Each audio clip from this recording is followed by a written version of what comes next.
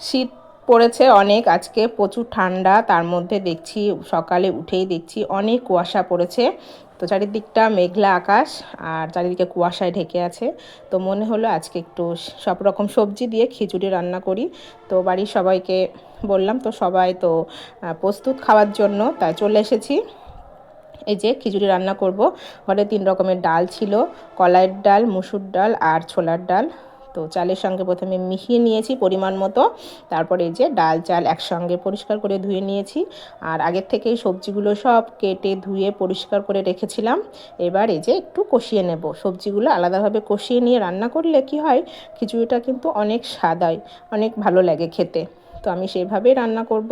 এই যে প্রথমে আমি মশলাগুলো সব দিয়ে দিয়েছি, লবণ, হলুদ, লঙ্কা গুঁড়ো, কাঁচা লঙ্কা সব দিয়ে দিয়েছি আর সব সবজিগুলোও দিয়ে দিয়েছি।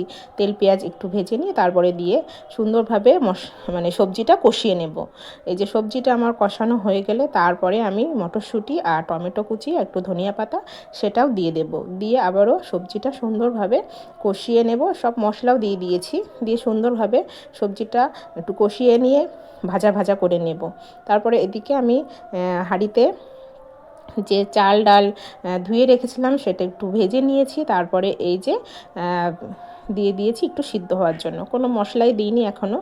তারপরে এই যে সবজিগুলো সব দিয়ে দিয়েছি। এর মধ্যে আমি হলুদ, লঙ্কা, পেঁয়াজ সব কিছুই চাল ডাল যখন দিয়েছি একটু পরে ফুটে উঠলে সব কিছুই দিয়ে দিয়েছি।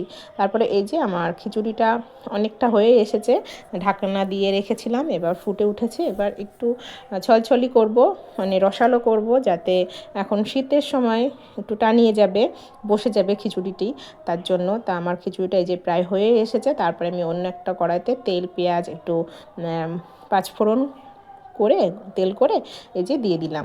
তারপরে আবারও আমি নেড়ে চেড়ে একটুখানি ফুটিয়ে নেব।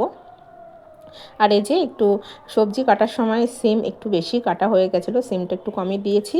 তা সেটা আর কি করব, তো একটু ভাজি করে নিলাম।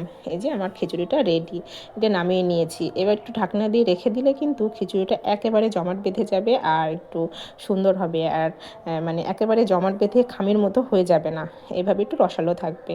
রস রস থাকলে কি হয়, খিচুড়িটা খেতে কিন্তু অনেক ভালো লাগে। তো এই যে সব রকম সবজি দিয়ে এইভাবে, শীতের সময় তো সবজি এখন বাজারে অনেক, তো সব রকম সবজি দিয়ে এভাবে খিচুড়ি রান্না করলে কিন্তু অনেক মজার হয়। তো আজকে আমাদের খিচুড়িটা কিন্তু অনেক মজার হয়েছিল, সবাই অনেক মানে ভালোভাবেই খেয়েছে, মজা করেই খেয়েছে।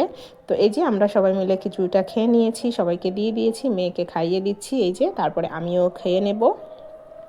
তো খিচুড়িটা আজকে অনেক মজার হয়েছে। তো যদি আমার ভিডিওটা সবার ভালো লাগে তো সবাই আমাকে সাপোর্ট করো, আমার একটু ভালোবাসা দিও।